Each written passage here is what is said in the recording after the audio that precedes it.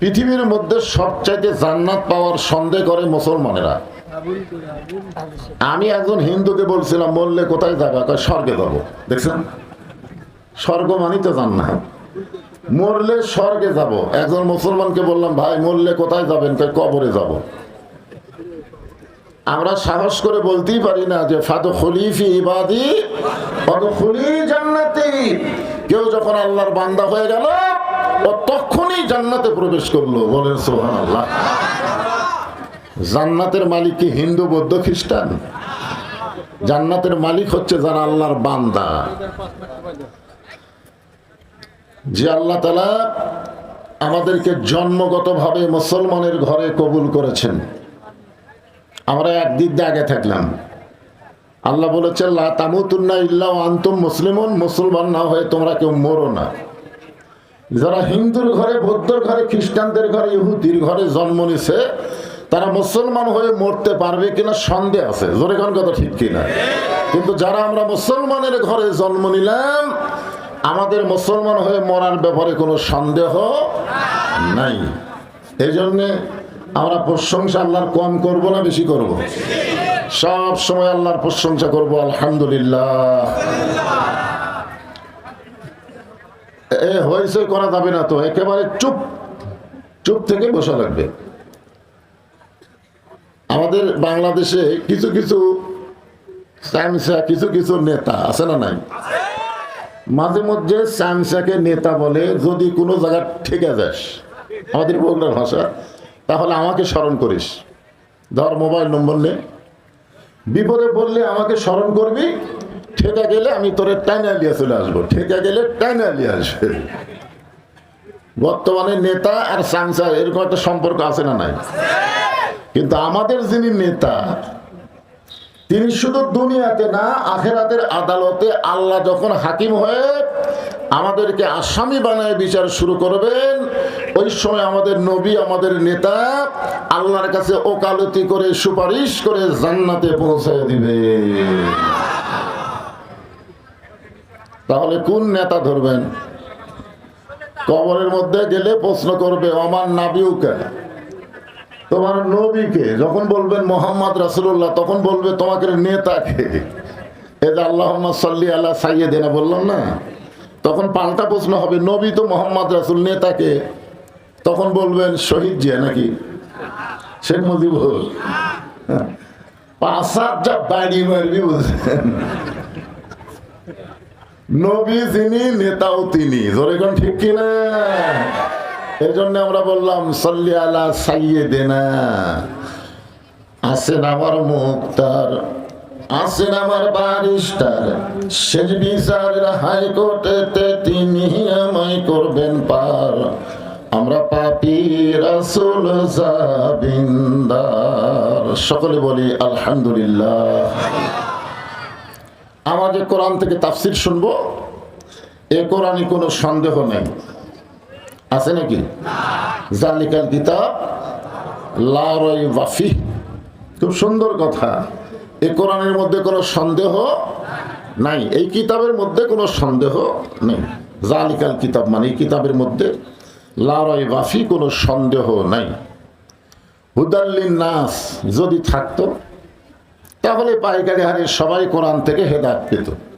কিন্তু আল্লাহ এখানে বলেছেন হুদাল লিল মুত্তাকিন, কেবলমাত্র মুত্তাকি বান্দা বান্দি যারা কোরআন থেকে হেদায়েত পাবে তারা। ঠিক কিনা বলেন?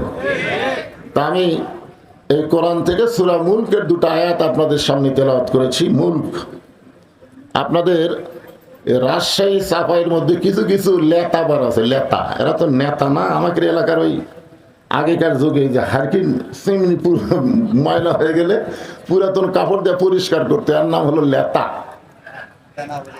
আপনারা তেনা কন, আমরা লেতা করি। এরকম কিছু লেতা বলে যে ইসলামের সাথে রাজনীতির সম্পর্ক নাই, রাজনীতি নাকি ইসলামের মধ্যে নাই। এই লেতাগুলোর জন্যই আল্লাহ তাআলা সূরা মুলক নাযিল করেছে। জোরে কোন কথা ঠিক কিনা? আমাকে এক হাদিস সাহেব বলতে যে হুজুর আপনারা ওয়াজত গেলে খালি রাজনীতি করেন, রাজনীতি ছাড়া ওয়াজ করতে পারেন না। তা আমি বললাম হাদিস সাহেব আপনি তো হজ করবার যাও রাজনীতি করছেন, তখন হাজী সাহেব আমাকে কান ধরে বলতেছে, নাউজুবিল্লাহ হুজুর, আল্লাহর ঘর তাওয়াফ করতে গিয়ে আমি রাজনীতি কোথায় করলাম? আমি বললাম ঠিক আছে, আপনি তলবিয়াটা পড়েন তো, তালবিয়াটা পড়েন, লব্বাইক আল্লাহুম্মা লব্বাইক লব্বাইক লা শারিকা লাকা লব্বাইক ইন্নাল হামদা ওয়ান নি'মাতা লাকা ওয়াল মুলক লা শারিকা লাক। আমি হাজী সাহেবকে বললাম, এই লাকা ওয়াল মুলক লা শারিকা লাকার অর্থ কি? হুজুর সবাই পড়ে গেছে, আমিও পড়ছি, অর্থ তো বুঝিনি। এই অর্থ বুঝুননি দেখেই বক্তাদের হক কথা রাজনীতি কর। ওই জায়গায় আপনি বললেন রাজনীতির ভিতরে, রাজত্বের ভিতরে একমাত্র আল্লাহ ছাড়া আমি অন্য কাউকে স্বীকার করি না। আপনি হজের আগে যে দল করেন করেন, কিন্তু হজের পরে একমাত্র আল্লাহর দল না করলে আপনার হজ আল্লাহ কবুল করবে না। কারণ যে কাবা ঘরের সামনে আপনি স্বীকার করলেন লাকাওয়াল মুলক লা শারিকা লাক, আর কাবা ছাড়া বাংলাদেশে আইসা আপনি মানুষের দল করবেন, আল্লাহ ঠেকাও পড়েনি আপনার হজ কবুল করা। জরিগান কথা ঠিক না? এখন এই পবিত্র কোরআনে একটা সূরা দিলেন আল্লাহ, মুলক। মুলক মানে রাজ্য, রাজত্ব। আল্লাহ তাআলা বলতেছেন তাবারাকাল্লাযী বিয়াদিহিল মুলক। গোটা পৃথিবীর রাজত্ব, কর্তৃত্ব, মালিকানা একমাত্র কার হাতে? আমেরিকার হাতে? ভারতের হাতে? ইসরায়েলের হাতে? ইসরায়েলে যে আগুন জ্বলতেছে, এখন ইসরায়েল খালি আফসোস করে মুসলমানকে খুঁজতেছে। ভগবান দিয়ে কাম হচ্ছে না, ঈশ্বর দিয়ে আগুন বাড়ে যাচ্ছে, গড় দিয়ে আগুন খালি দৌড়ে দৌড়ে আসতেছে। এখন আল্লাহ ছাড়া গতি নাই। জোরে কোন কথা ঠিক কিনা ভাই? গোটা পৃথিবীর রাজত্ব, কর্তৃত্ব, মালিকানা একমাত্র আল্লাহর হাতে।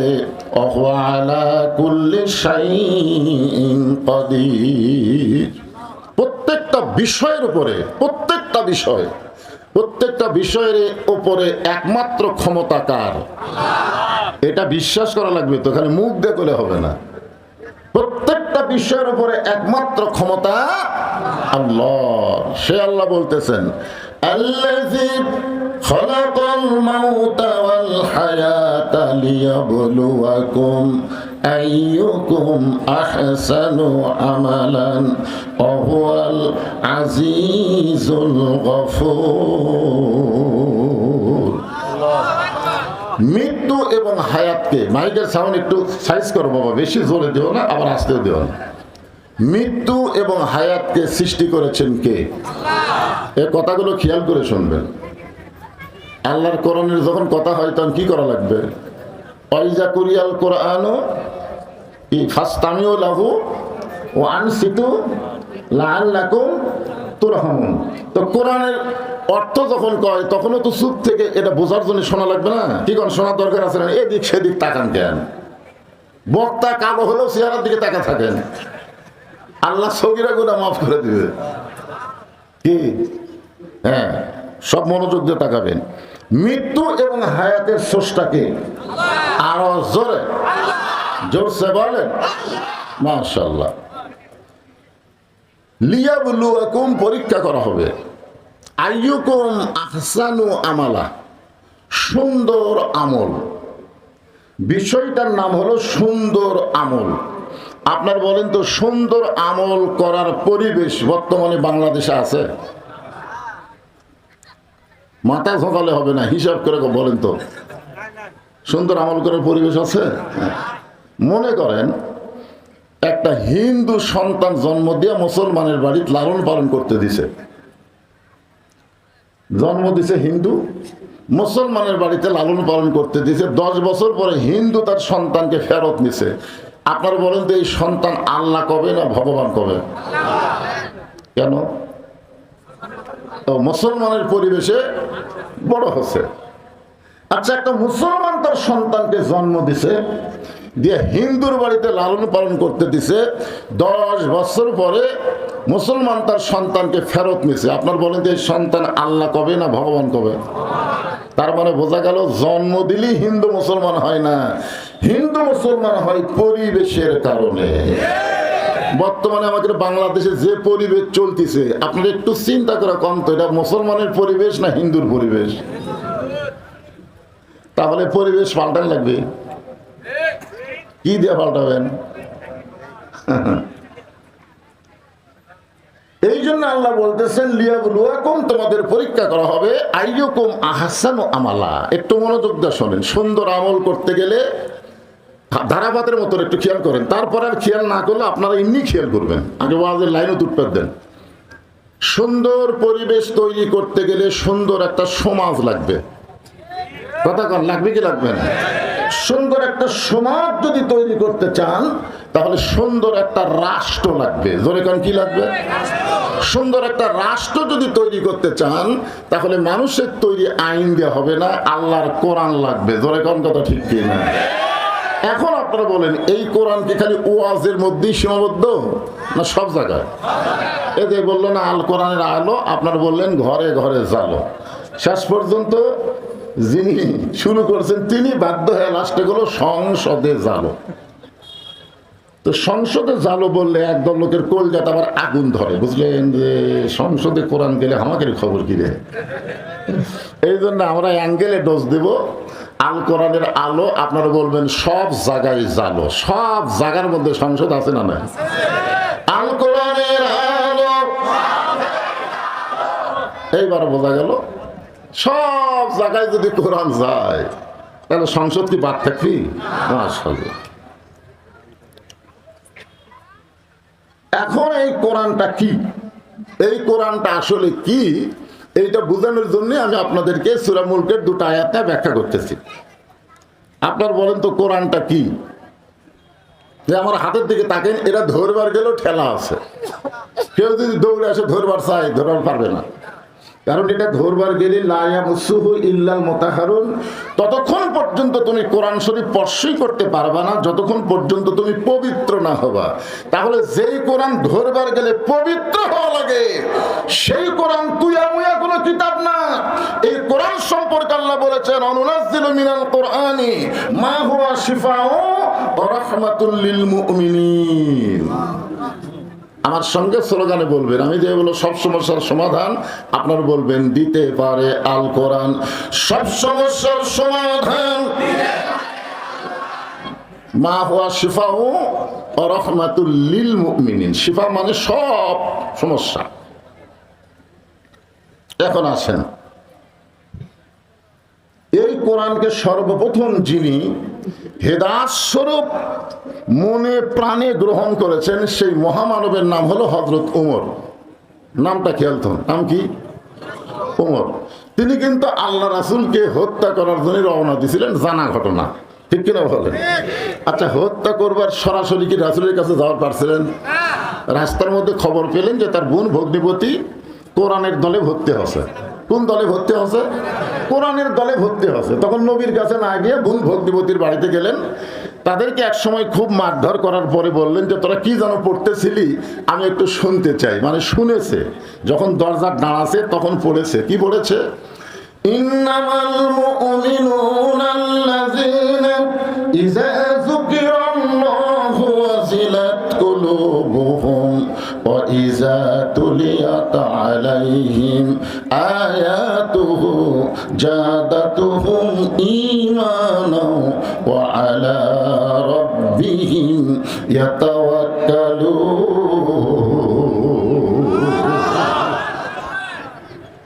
বোন ভগ্নিপতি বলল, ভাইজান আপনি যতই পাওয়ারফুল হন, আপনি যতই শক্তিশালী হন, এইটা ধরবার গেলে আপনার পবিত্র হওয়া লাগবে।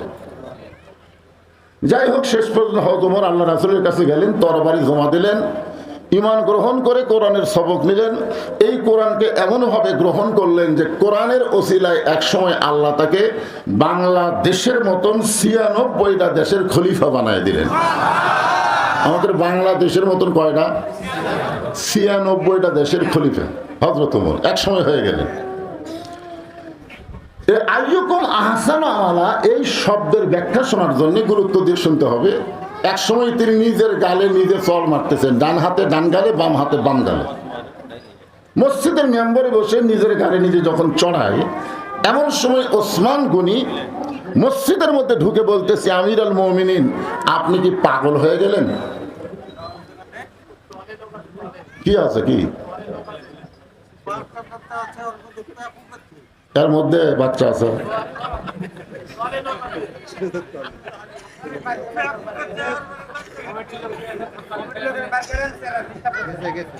গেছে গেছে বার হয়ে গেছে। ওসমান গনি বলতেছেন আপনি কি পাগল হয়ে গেলেন? ওমর ফারুক বলতেছে ওসমান, এই মসজিদের মেম্বরে বসে মিন শাররিল ওয়াসওয়াসিল খান্নাস, মিন শাররিল ওয়াসওয়াসিল খান্নাস, আমার খান্নাস ভিতরে একটা নফস আছে, আছে না নাই, আমাকে ধোঁকা দিচ্ছে। ওসমান গনি বললেন কি ধোঁকা? বলে আমার নফস বলতেছে আমি নাকি অর্ধ জাহানের খলিফা। তো ওসমান গনি বলতেছে ঠিকই তো কইছে, বর্তমানে আপনি অর্ধ জাহানের খলিফা। ওমর ফারুক বললেন ওসমান, শুধু বর্তমানকে নিয়ে যারা চিন্তা করে এরা ভবিষ্যৎ ভুলে যায়। শেখ হাসিনা বর্তমানকে নিয়ে চিন্তা করে 41 সাল বলেছিল, কিন্তু 24 সালে যাওয়া লাগছে। ধরে কোন কথা ঠিক কি? ভবিষ্যৎ কি হবি এই চিন্তা করে না, বর্তমান খালি কয় কি হনু রে, কি হনু রে। ওমর ফারুক বললেন তুমি যে অবস্থানে থাকো না কেন, তুমি অতীতের কথা মনে করবে, ভবিষ্যতের চিন্তা করবে। আপনি অতীতে কি ছিলেন, ভবিষ্যতে আপনার কি হবে। বর্তমানে আপনি তো ভালোই আছেন, বর্তমানে ডক্টর ইউনূস আসার পর থেকে মোটামুটি ভালোই আছেন নাকি গণ, কিন্তু ভবিষ্যৎ চিন্তা করছেন? হ্যাঁ হ্যাঁ। এখন কিছু কিছু লোক বলতেছে নির্বাচনের দরকারই নাই, ইউনূসই থাক। কারণ ভারত যে হারে বাংলাদেশকে আক্রমণ করার হুমকি দেয়, ইউনূস ছাড়া উপায় নাই। জোরে কোন কথা ঠিক না? কারণ ভারতকে বুড়ে আঙ্গুল দেখায় ইউনূস চীনত গেছে, চীন আবার এমন মাল মশলা দিছে, ভারতের মুদি গালত হাত দিয়ে শুয়ে পড়ছে। জোরে কোন কথা ঠিক না? কিন্তু অতীতে হাসিনার মতন একটা খারাপ শাসক ছিল, ভবিষ্যতে আমাদের খবর কি একটু চিন্তা করার দরকার আছে না নাই? জোরে কোন আছে না নাই? খালি বর্তমান নিয়ে থাকলে হবে না তো ভাই জান। এখন আপনারা বলেন এ কোরআনের পাওয়ার আছে না নাই? কিন্তু আমাদের বাংলাদেশে আবু জেহেল মার্কা যারা দল করে, তারা মানুষের আইনের মধ্যে পাওয়ার খোঁজে। মানুষের আইনে কোনো পাওয়ার নাই, সমস্ত পাওয়ার হচ্ছে আল্লাহর আইনে। জোরে কোন কথা ঠিক কিনা? আল্লাহর আইনের কেমন পাওয়ার? এই মাইকের সামনে এরকম হয় গাই বাবা, মাঝে মধ্যে জোরে হয়, ভম ভম করে, এরকম হয় গায়। আল্লাহর আইনের কেমন পাওয়ার একটু দেখবেন না? কি দেখার দরকার আছে না? আমরা তো সামনে ভবিষ্যতে হাসিনার মতন ফ্যাসিড যেন না পাই, সব দেখা হলো শেষ। আগামীতে আমরা একটু কিছু সময়ের জন্য দেখতে চাই আল্লাহর কোরআনের বাংলাদেশ। এই জন্য একটু মনোযোগ দিয়ে শোনা লাগবে যে কোরআনের পাওয়ারটা কি। এখন যদি আমরা না বুঝাই তাহলে আপনারা চিন্তা করবেন। আমার এলাকার কিছু লোক যা বলতেছে, মেয়ে মানুষ হোক, যে কোরআনের দলক যেন ভোট দিস না, তোর ঘর কিন্তু ঘর থেকে দাঁড়াবার দিবি না, এমন ভাবে ঘর বন্দি করবি। বেয়ান আমাদের যা বলতেছে, খবরদার কোরআনের দলক যেন ভোট দিস না, এরা কিন্তু নামাজ কায়েম করবি, আর নামাজ কায়েম করলে তোর 5-7 বারে কিন্তু নামাজি বানাবি। এখন এরা চিন্তা করতেছে তাহলে তো যা আসলো তাই ভালো। হায় হায় রে আল্লাহর বান্দা, নামাজ ইন্না সলাতি ওয়া নুসুখি ওয়া মাহইয়ায়া ওয়া মামাতি লিল্লাহি রাব্বিল আলামিন, এই নামাজ আপনারা জানেন না, যার কারণে বেনামাজি বুঝবার পারতেছে না। একটা বার যদি বাংলাদেশে নামাজ কায়েম হয়ে যায়, ফালিয়াবুদু রাব্ব হাযাল বাইত আল্লাযী আত'আমাহুম মিন জু'ইন ওয়া আমানাহুম মিন খাউফ। আল্লাহু আকবার। ওই ঘরের মালিকের তোমরা গোলামি করো। দুটা পুরস্কার তোমাদের সাথে সাথে দেওয়া হবে। 1 নম্বর পুরস্কার হলো তোমাদের রিজিকের কোনো পেরেশানি করা লাগবে না, আর 2 নম্বর পুরস্কার হলো ভারত, আমেরিকা, রাশিয়া, ব্রিটেন, ফ্রান্সের কোনো ভয় তোমাদের কলিজার মধ্যে থাকবে না, পুরোপুরি নিরাপত্তা আল্লাহ দিয়ে দিবে। জোরে কোন কথা ঠিক কিনা? এই জন্যে আল্লাহর কোরআনটা কি আমি আপনাদের একটু দেখানোর চেষ্টা করব। আমার মা বোনেরা যারা পর্দা আছেন, আপনাদেরও আলোচনা আছে ইনশাআল্লাহ। হযরত ওমর অর্ধ পৃথিবীর খলিফা হয়ে আছে, কোরআন তাকে আজকে অর্ধ অর্ধ জাহানের খলিফা বানায় দিছে, তার কোনো যোগ্যতা নাই, তা একটা রাখালি করতে পারতেছিল না। জোরে কোন কথা ঠিক কিনা? কয়টা ছাগল ঠিক মতো আনবার পারে না, তাই বাংলাদেশের মতন ৯৬টা রাষ্ট্রের খলিফা হয়েছে শুধুমাত্র কিসের ওসিলায়? হ্যাঁ।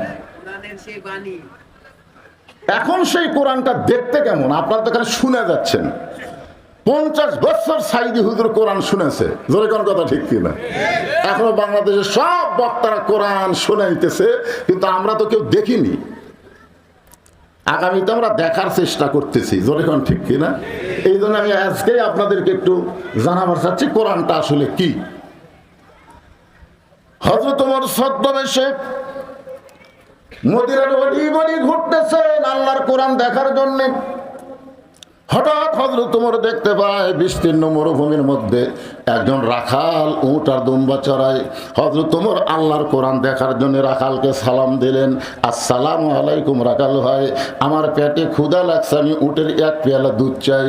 রাখাল মুচকি মুচকি হাসে। ওমর ফারুক বললেন, রাখাল আমি তোমাকে সালাম দিলাম, তোমার কাছে উটের দুধ চাইলাম, তুমি উত্তরও দিলে না সালামের, দুধ দিবা কিনা সেটাও বলো না, খালি মুচকি মুচকি হাসো, কারণ কি? রাখাল বলতে, ফতিক তুমি আমার সালাম দিলে আমি সালামের উত্তর দিব না, উটের দুধ চাইলেও তোমাকে আমি দিব না। ওমর ফারুক বললেন, আমার অপরাধ কি? রাখাল বলতেছে, তোমার অপরাধ হলো আগে তোমার পরিচয় দাও, তুমি কোন ওয়ার্ডের কর্মী? হ্যাঁ, তুমি কোন পদে আছো? তুমি কর্মী হসো না সাথী হসো না সদস্য হসো না অগ্রসর কর্মী না রকম প্রার্থী, এরকম পরিচয় দেয় কি দেয় না? যেরকম দেয় কি দেয় না? হ্যাঁ, এখনো বলতেছে তোমার সালামের উত্তর দেবো না, উটের দুধও দিবার পারবো না, আগে জানতে হবে তোমার পরিচয়। ওমর ফারুক চিন্তা করে গেলেন যে আমি অর্ধ পৃথিবীর খলিফা, আল্লাহর কোরআন দেখার জন্য ছদ্মবেশ ধারণ করছি, এখন যদি আমার পরিচয় দেই তো গুমুর ফাঁস হয়ে যায়। এমন সময় আল্লাহর কোরআন বলে, ওমর রাখাল যখন তোমার পরিচয় চাইছে তুমি আসল পরিচয় দাও।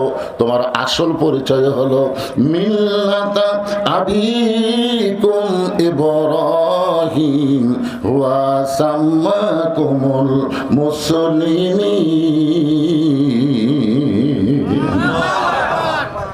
কি পরিচয়?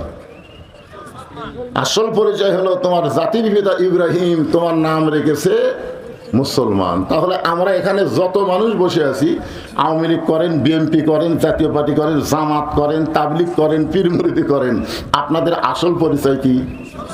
আরো জোরে, জোরসে বলুন, জোর হলো না, আরো জোরে। মুসলমান মানে কি? কার কাছে বুঝে শোনা কম। ওমর ফারুক বললেন, রাখাল আমার পরিচয় যখন শুনবার চাচ্ছ, আমার পরিচয় হলো আমি একজন মুসলমান। রাখাল মুসকে মুসকে হাসি আর বলে, আসল না নকল? ওমর ফারুক বলে, রাখাল মুসলমান তো মুসলমানই, এর মধ্যে আসল নকল কি? রাখাল বলতেছে, আসল মুসলমান যারা হবে তারা চাওয়ার ব্যাপারে সতর্ক থাকবে, আসল মুসলমান জীবন দিবে, কিন্তু রাষ্ট্রপতির কাছে বাঁচার দরখাস্ত লিখবে না। আসল মুসলমান দরকার হলে জীবন দিবে, কিন্তু বাতিলের সঙ্গে আপোষ করবে না। জোরে কোন কথা ঠিক? তুমি যদি আসল মুসলমান হও, তুমি দুধ চাইছো কার কাছে? ওমর ফারুক চমকে উঠছে। চমকে ওঠার কারণ হলো আল্লাহর কোরআন যখন দুনিয়াতে চালু থাকবে, উমর যদি ভুল করে একটা রাখাল পর্যন্ত ভুল ধরবার পারবে। সুবহানাল্লাহ কন্যা খান। আজকে বাংলাদেশের কোন জায়গায় আল্লাহর আইন চালু না থাকলে মসজিদে চালু আছে, আছে না নাই? আওয়ামী লীগ, বিএনপি, জাতীয় পার্টি, জামাত ইসলাম, 4 দলের মুসল্লি মসজিদে গেছে, কিন্তু ইমামের মায়ের অসুখ, ইমাম মা উঠলে হাসপাতালে গেছে। এখন 4 দলের মুসল্লিরা চিন্তা করতেছে, হুজুর যখন নাই কে ইমামতি করবি? তখন আওয়ামী লীগের যাই বলো রে, তাই জামাত ইসলামের এক নেতার কাছে বলতেছে, ভাই দেখতেছেন আজকে হুজুর নাই রে, সামনে কে যাবি? তো বলতেছে, ভাই আওয়ামী লীগ আছে, বিএনপি আছে, জাতীয় পার্টি আছে। তখন 3 দলই বলতেছে, আমরা মুসল্লি হবার পারি, তবে ইমাম হবার পারি না। খেলার নাম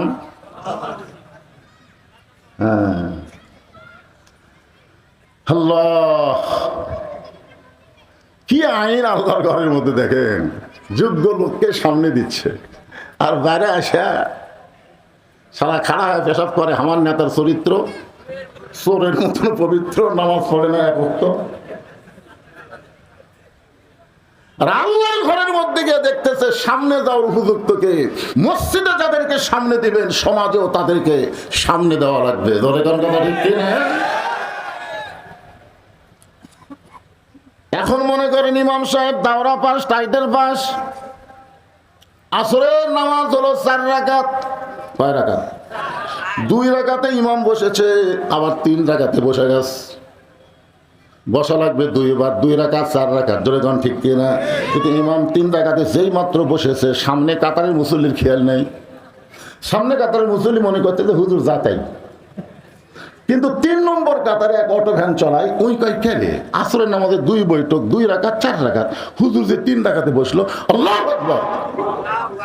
যে আল্লাহু আকবার করছে, ইমাম মনে মনে কয় টাইটেল পাস, দাওরা পাস রে, তুই যতই লোক মাদে 41 সালের আগে উঠবো না। এই মনে করে ইমাম যদি স্বৈরাচারী হয়ে বসাই থাকে, আপনার মুসল্লি কার পক্ষে যাবেন? ভ্যানালার পক্ষে না নেতার পক্ষে? কেন যাবেন? কারণ মসজিদ কারো বাপের না। মসজিদে কোনো বাপের আইন চলবে না, স্বামীর আইন চলবে না। মসজিদে একমাত্র আল্লাহর আইন চলবে। জোরে কোন কথা ঠিক কিনা? আল্লাহ নবীর তরিকা মোতাবেক ইমামতি কর, সামনে থাক। তরিকা পাল্টাবো তো বাদ দিয়ে আমরা নতুন নেতা বানাবো। জোরে কোন কথা ঠিক কিনা? মসজিদে আল্লাহর আইন চলবি আর সমাজে চলবি না, এটা কেমন মুনাফিকি? সব লোক মসজিদ আল্লাহ দিয়ে বাদ বাকি নিজের নাম রেকর্ড করে নিয়েছে। হুজুর দেখতেছেন ওরা, হুজুর আমার হুজুর, ওই সাইডটাতে পুকুর দেখতেছেন ওটা আমার, ওই সামনে যে জমিগুলো দেখতেছেন ওটাও আমার। আশহাদু আল্লাহ ইলাহা ইল্লাল্লাহ, নামাজ আশহাদু আল্লাহ ইল্লাল্লাহ। আবার বলছে ও দেখতেছেন ওটা আমার। আর এই সেটা আমার বাপ চাচা। এলাকার মধ্যে পাও দেওয়ার জায়গা কারো নাই। সবই যদি তোমাকে হয় আল্লাহর, তখন বলতেছে আল্লাহটা দেখবার গেলে 2 মিনিট হাঁটা লাগবে হুজুর। আল্লাহটা দেখবার গেলে বলে 2 মিনিট হাঁটা লাগবে। 2 মিনিট হাঁটা মসজিদের কাছে যায়, বলতেছে হুজুর এখানে আল্লাহর কিছু ছিল না, আমার চাচা আল্লাহ 10 শতক দান করছে, আর আমরা সবাই মিলে আল্লাহকে একটা ঘর বানা দিছি হুজুর, এদের এইটুকু আল্লাহর হুজুর। এই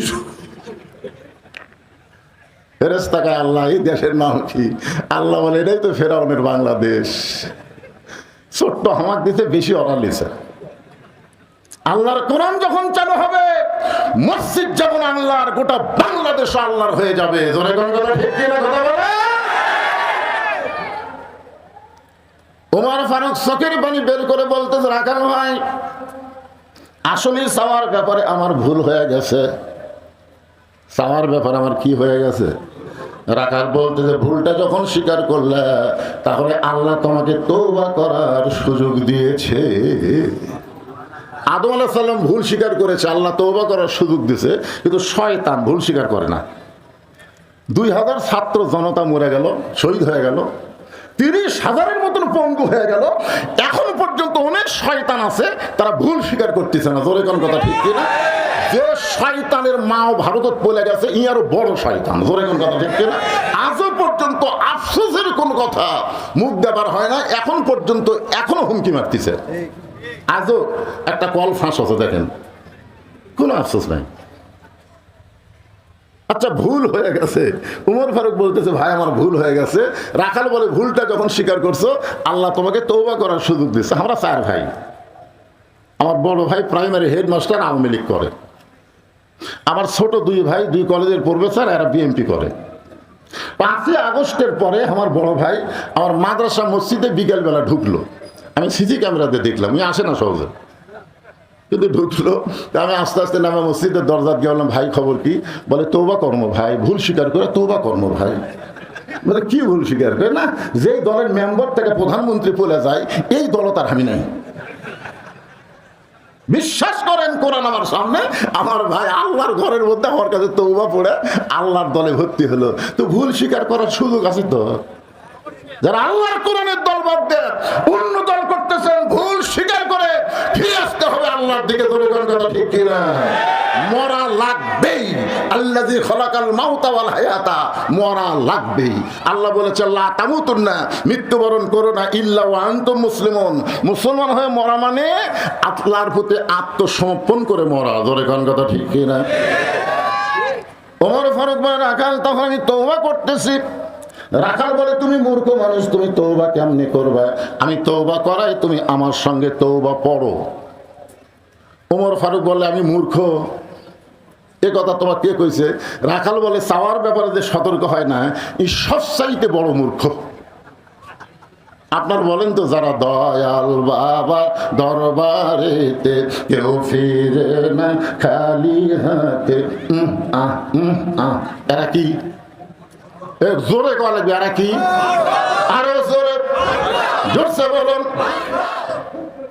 আর একটা মূর্খ আছে, আল্লাহর ধন নবীরে দিয়া, আল্লাহ আছে গায়েব হইয়া, নবীর ধন খাজা নিয়া শুয়ে আছে আজমিরে, কেউ ফিরে না খালি হাতে, খাজা রে তোর দরবারেতে।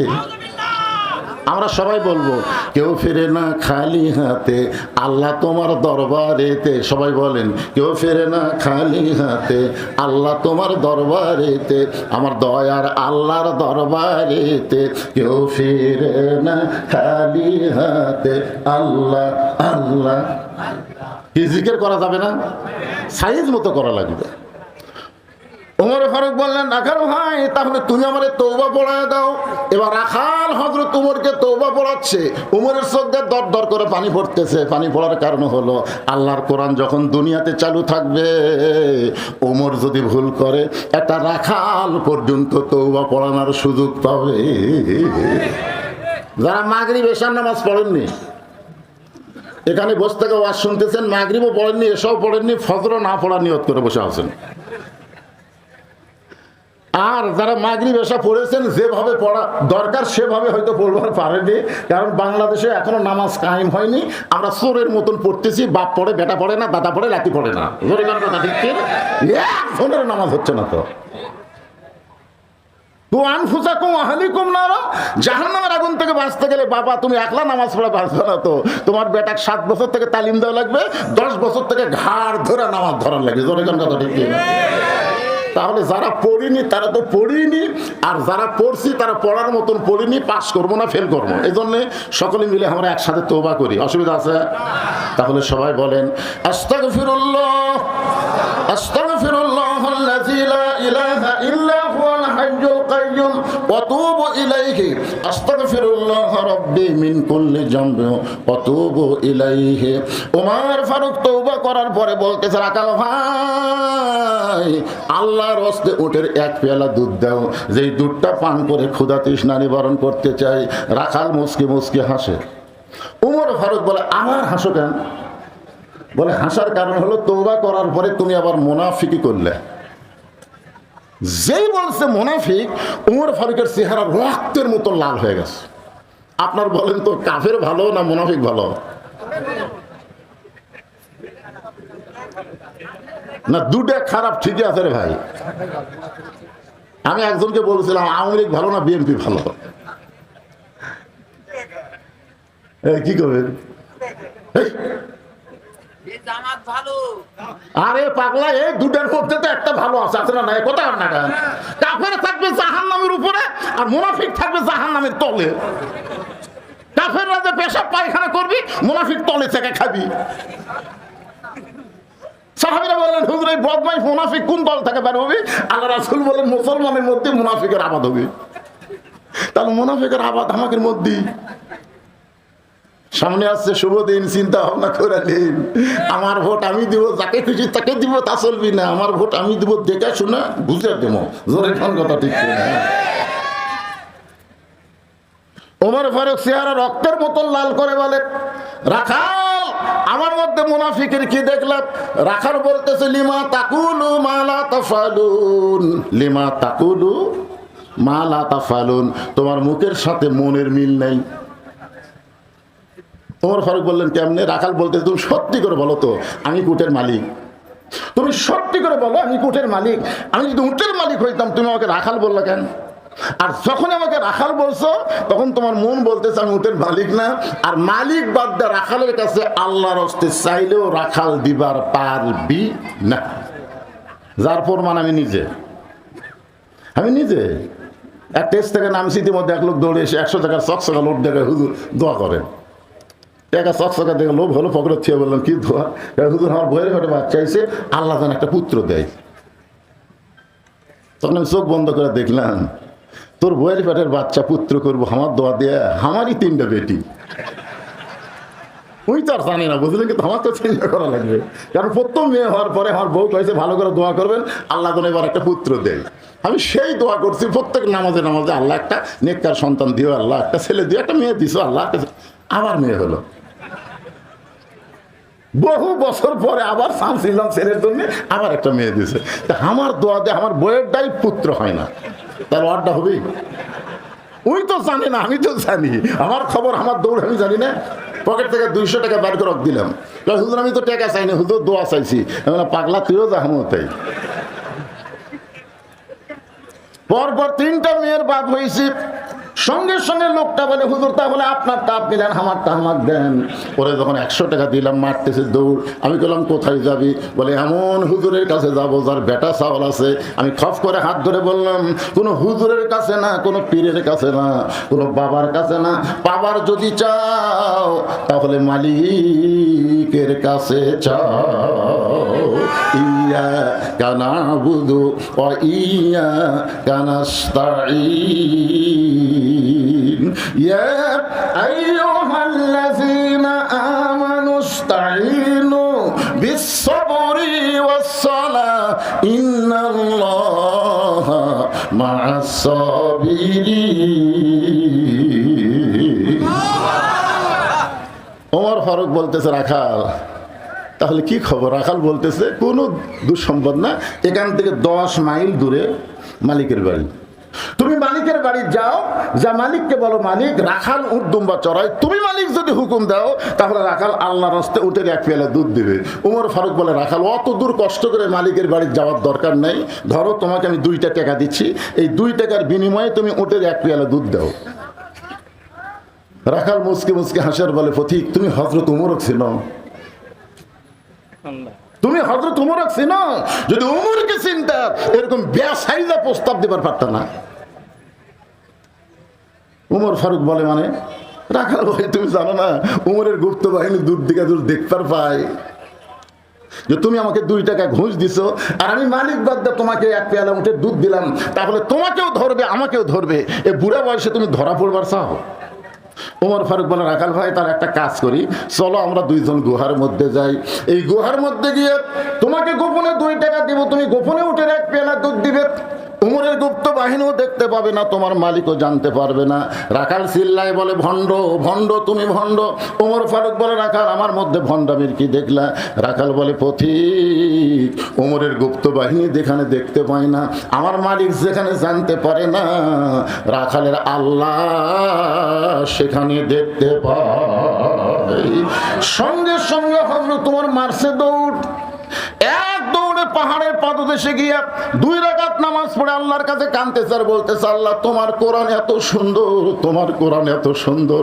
তোমার কোরআন যখন দুনিয়াতে চালু থাকে তখন কেউ না দেখলেও আল্লাহ দেখে, এ বিশ্বাস মুমিনের অন্তরে থাকে।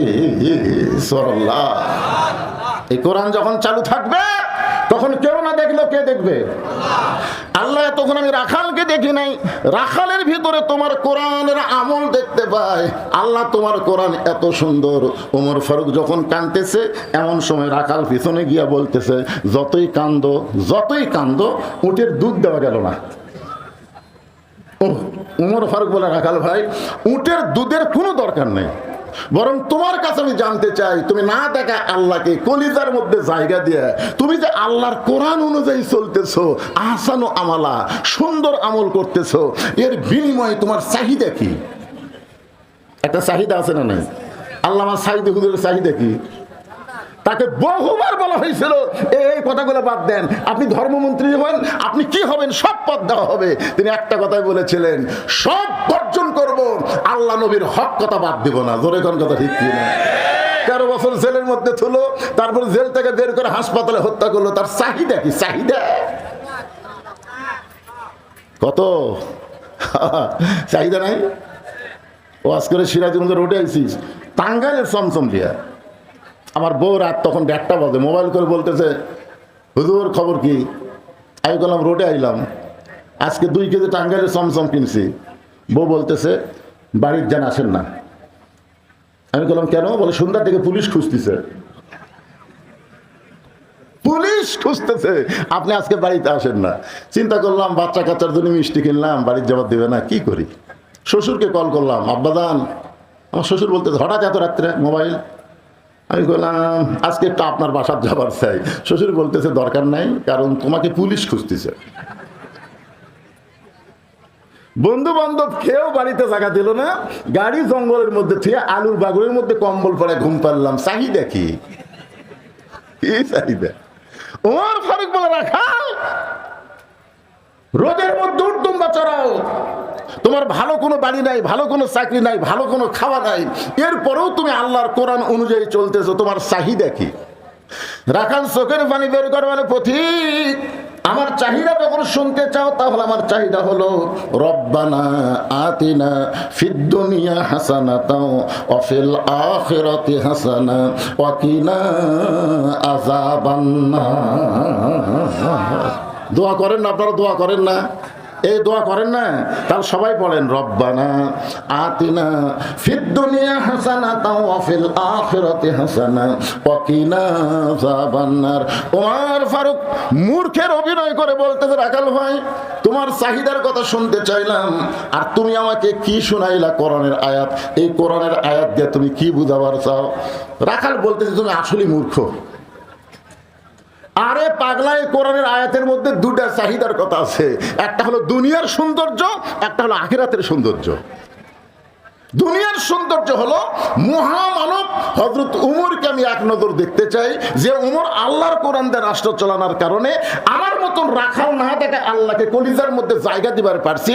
সেই উমরকে খালি একটা নজর দেখতে পারলে আমার দুনিয়ার চাহিদা আল্লাহ পুরো করবে। আমার 2 নম্বর চাহিদা হলো আমি রাখাল যখন মরে যাব, অধম রাখালকে আল্লাহ যেন জান্নাত দেয়। ওমর ফারুক দৌড়ে গিয়ে রাখালের হাতটা খফ করে ধরে এভাবে 3টা চুমা খেয়ে বলতেছে রাখাল ভাই, তোমার 2 নম্বর চাহিদা আল্লাহ পুরা করছে, মরার সঙ্গে সঙ্গে আল্লাহ তোমাকে জান্নাত দিবে। আপনারা সুবহানাল্লাহ কোন, কিন্তু রাখাল সুবহানাল্লাহ কয় না। ওমর ফারুক বলে রাখাল সুবহানাল্লাহ বলো। রাখাল সুবহানাল্লাহ বলে না, সঙ্গে সঙ্গে ওমর ফারুক আল্লাহর কোরআন তেলাওয়াত করতেছে, ইন্নাল্লাযীনা ক্বালু রাব্বুনাল্লাহু সুম্মা ইসতাকামু তাতানাজ্জালু আলাইহিমুল মালাইকা আল্লা তাখাফু ওয়া লা তাহজানু ওয়া আবশিরু বিল জান্নাতিল্লাতী কুনতুম তুআদুন। এরপরও রাখাল মাটির দিকে তাকা থেকে সুবহানাল্লাহ কয় না। ওমর ফারুক বলে কেন রাখালাই, মরার সাথে সাথে আল্লাহ তোমাকে জান্নাত দিবে, সুবহানাল্লাহ কও না কেন? রাখাল বলতেছে পথিক তুমি খুব চালাক, মরার পরে জান্নাত দিবে এই বাকি কথা সহজেই বলতেছো, কিন্তু হযরত উমরকে এক নজর দেখতে পাবো, এই লগত কথা বলতে তোমার কোন জাকাত বাঁচে? ওমর ফারুক চিন্তাত পড়ে গেছে, যে রাখাল আমাকে তওবা পড়াছে, যে রাখাল আমাকে মুনাফিক করছে, যে রাখাল আমাকে ভণ্ড করছে, এখন যদি বলি আমি উমর, বলাও সারা, হাত ফেল করে মরাও সারা। বুঝতে পারতেছে না? উমর রাস্তাতে গেলে শয়তান কয়দিন যায় না, আর সেই উমরও কি পড়াছে? কথা কয় না, তওবা পড়াছে, মুনাফিক করছে, ভণ্ড করছে। এখন যদি বলে ভাই রাখাল তুমি যে উমরের দেখ পারছো, আমি সে উমরের বলা শোনাও সারা, মরাও সারা। ওমর ফারুক চিন্তায় পড়ে গেলেন, আমি যে ওমর, এই কথা রাখালকে কেমনে বলবো? এমন সময় আল্লাহর কোরআন বলতেছে, উদউ ইলা সাবিলি রাব্বিকা বিল হিকমাহ ওমর ডাইরেক্ট যদি বলবার না পারো তাহলে হেকমতের সাথে বলো। ওমর ফারুক বলে, রাখাল ভাই, সত্যি যদি ওমরকে তুমি দেখতে চাও তাহলে ফজরের নামাজ তোমাকে সামনে কাতারে আদায় করা লাগবে। ফজর যদি সামনে কাতারে আদায় করো, মেহরাবের দিকে লক্ষ্য করে দেখবা যেই মানুষটা ইমামতি করতেছে ওই মানুষটি হলেন হযরত ওমর। তাহলে আল্লাহর কোরআন দিয়ে যখন রাষ্ট্র চলবে তখন প্রধানমন্ত্রী কি করা লাগবে? আর কথা কয় না, আর কথা কয় না। আর আল্লাহর কোরআন ছাড়া তারা প্রধানমন্ত্রী হবে, ইমামতি। এবার খালি ডক্টর ইউনূস একটু ঈদের জামাতে শামিল হচ্ছে, তাই মানুষ কি খুশি রে। যদি ঈদের নামাজের খুতবা দিত তাহলে জনগণ কি খুশি হতো। কথা কর না কেন ভাই? আল্লাহর কোরআনটা যখন বাংলাদেশ চলবে তখন দেশের প্রধান, দেশের বড় ঈদগার খতিব হবে, বড় মসজিদের খতিব হবে। তোর এবার কথা বল না কেন? খতিব হলে কি হবে? অর্ধ পৃথিবীর খলিফা হযরত ওমর খতিব খুতবা দিচ্ছে, মাঝখান থেকে একজন দাঁড়ায় বলতেছে, বন্ধ করেন, খুতবা বন্ধ করেন। কেন? বলে আমাদেরকে খাটো পাঞ্জাবি দিয়ে আর আপনি লম্বা জুব্বা করে খুতবা দিচ্ছেন। যতক্ষণ পর্যন্ত জুব্বা কেমনে লম্বা হলো এটা না বলবেন ততক্ষণ খুতবা শুনবো না। বাংলাদেশের মতন ৯৬টা দেশের খলিফা, আল্লাহর কোরআন দিয়ে রাষ্ট্র চলে, একটা মুসল্লি পর্যন্ত খুতবা আটকা দিছে। এটাই হলো আল্লাহর কোরআন। জোরে কোন কথা ঠিক কি? ওমর ফারুক বললেন, রাখাল, সত্যি যদি ওমরকে দেখতে চাও তাহলে ফজরের নামাজ তোমাকে সামনে কাতারে আদায় করা লাগবে।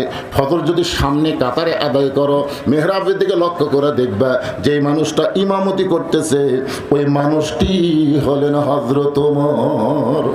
রাখাল বলতেছে, ভাইজান, আমি মসজিদের বারান্দায় নামাজ পড়ি, আমি মসজিদের ভিতরে ঢোকার সাহস পাই না। মসজিদের মধ্যে দামি দামি সাহাবী, ওই দামি দামি সাহাবীর মধ্যে আমি একটা রাখাল কেমনে যাই? মসজিদের মধ্যে একটু মনোযোগ দিয়ে শুনবেন, বিরক্ত হচ্ছেন? আমি হলাম একজন রাখাল, ইনাদের মধ্যে একটু, কমিটির মধ্যে একটু চিন্তা হচ্ছে। সে চিন্তাটা কি আমি বুঝতে পারছি। আমি কিন্তু কানা বক্তা লই, আমার কিন্তু চোখ আছে। আমি শ্রোতার দিকে খেয়াল করে দেখতেছি, শ্রোতারা দুই একজন আসতেছে, বসতেছে, উঠতেছে না কেউ। ওই দিকে কতগুলো খালি হো হো মারতেছে। ওরা কি ব্যাগ নিয়ে আছে নাকি? আচ্ছা, আপনার ব্যাগ পার্টি রেডি আছে? ব্যাগ পার্টি, এই ব্যাগ আলারা কোথায় রে? কমিটির মধ্যে একটু চিন্তা ভাবনা করতেছে, হুজুর যে ওয়াজ ধরলো এই ওয়াজ তো খুবই শেষ হবে না। আমি কিন্তু ওয়াজ শেষ পর্যন্ত করবো, তাতে যদি 10টা লোক থাকে তাহলে ওয়াজ শেষ পর্যন্ত করা লাগবে। আগামীকাল পর্যন্ত বাঁচার গ্যারান্টি আমার নাই। জোরে কথা কর না কেন ভাই? জান, আমি এই ওয়াজ থুয়া বলবো আগামী বছর আবার দাও, তো আগামী বছর বইয়ের কাছে বলে যাচ্ছি মাপ দাও, বাড়িতে আসবার নাও পারি। এতদিন পুলিশ ধরার চিন্তা করছে, এখন আজরাইল ধরার চিন্তা করো। জোরে কথা ঠিক। ব্যাগালা পার্টি কোথায়? ভেতরে নামো তো বাবা, নাম। এই ছেলেরা 2 দিন ব্যাপী তাফসীরুল কোরআন মাহফিল করতেছে, শুধুমাত্র কোরআনকে ভালোবেসে। আপনাদের কাছে ব্যাগ যাবে, রুমাল যাবে, কারা কারা 1 টাকাও দিবেন না তারা হাত তোলেন তো দেখি। যারা 1 টাকাও দিবেন না তারা হাত তোলেন। আর যারা 10 টাকা, 20 টাকা, 50 টাকা, 100 টাকা দিবেন, এরকম দিবেন নিয়ত করেছেন, তারা হাত তোলেন তো দেখি ভাইজান, তারা হাত তোলেন তো। এই দেখেন তো হাত তোলা কারো বাকি আছে? তাহলে টাকার বস্তা হবে বারে। কেন আপনারা তোলেন, আপনি তোলেন। এটি আসলে আমরা দেবো না, আমরাও দেবো তো। মাত্র 5 মিনিট টাইম দিলাম, 5 মিনিট, এর মধ্যে ব্যাগলা ঢোকো। এই ঢুকছে নাকি? ব্যাগলা ঢুকছে, একবার 20-25টা ব্যাগলা ঢোকো। এই যে ঢুকছে, এই যে ঢুকছে, দিয়ে দাও বাবা, সবাই দিয়ে দাও, সবাই দিয়ে দেন, সবাই আল্লাহর রাস্তায় দিয়ে দেন, সবাই দিয়ে দেন। দেওয়ার পর আবার সেখান থেকে এক টানা ওয়াজ হবে, ওটা বসা নাই ইনশাআল্লাহ। কেউ যদি মনে করেন হুজুর আমরা ওই ব্যাগের মধ্যে 10 টাকা 20 টাকা দেওয়ার পার্টি না, আমরা 500-1000 টাকা দেওয়ার পার্টি, তাহলে আপনারা কোনো মতে টেজত এসে দিবার পারেন না। ব্যাগের মধ্যে তো 500-1000 টাকা কেউ দিবে না। আমি বহু ব্যাগ খুঁজে দেখছি, খালি 100 টাকা, 20 টাকা, 10 টাকা, 5 টাকা, এনে 500 টাকা, 1000 টাকা লোড খুব কম পাওয়া যায়। আছে আপনাদের মধ্যে এমন কেউ আছে যে কোরআনকে ভালোবেসে একটা কোরআনের দাম, কোরআনের মাহফিলে 500 টাকা দিয়ে দিলাম? এরকম কেউ আছে আল্লাহর বান্দারা? যে হুজুর এই ছেলেরা গান বাজনা না করে 2 দিন ব্যাপী কোরআনের মাহফিল করতেছে, আগামীকাল দিনে আসতেছেন এ বাংলাদেশের যুবকদের আইডল মুফতি আমির হামজা। জোরে কোন কথা ঠিক? আজকে তো বুড়া মানুষের ওয়াজ শুনতেছেন, কাল হবে ভাস্তার ওয়াজ। এই তো মাশাআল্লাহ, এই দেখেন পাওয়া গেল তো, একজন হোক আর দুইজন হোক, মাশাআল্লাহ 500 টাকা দিয়ে দিয়েছে। আর একজন আল্লাহর বান্দা নিজ থেকে 500 টাকা দান করেছে। এই ব্যাগগুলো যতক্ষণ আদায় হবে ততক্ষণ আমি আদায় করবো। ব্যাগের আদায় শেষ, মা বোনদের মধ্যে আদায় করার লোক আছে? মা বোনদের মধ্যে আদায় করার লোক নাই? মাশাআল্লাহ, আল্লাহর এক বান্দা 1000 টাকা দান করেছে, আল্লাহ দানকে কবুল করেন।